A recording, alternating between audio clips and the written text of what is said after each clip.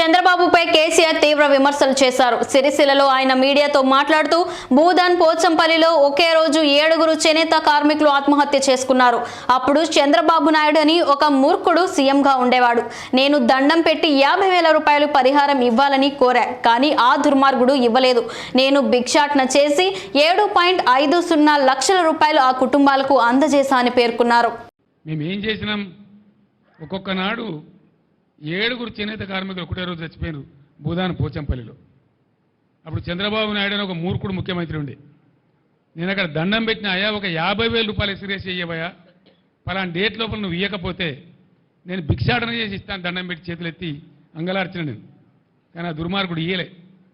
దాని ధర్మిలా నేను భిక్షాటన చేసిన. నిజామాబాద్ పట్టణంలో, హైదరాబాద్ హ్యాబిట్స్లో భిక్షాటన చేసి ఒక 7.5 లక్షలు వస్తే తీసుకుపోయి ఆ కుటుంబాలకు ఇచ్చినాం భూదాన్ పోచంపల్లిలో. అట్లా భువనగిరిలో, గద్వాలలో, దుబ్బాకలో, సిరిసిల్లలో రోజు చనిపోయే చేనేత కార్మికులకు ఆదుకోవాలని చెప్పి బీఆర్ఎస్ గవర్నమెంట్లో మేము ఒక పద్ధతి ప్రకారం అటు పేద ప్రజలకు ఎంతో కొంత మేలవుతుంది, ఇటు కార్మికులకు ఉపాధి వస్తుందని మేము పథకాలు పెట్టినాం.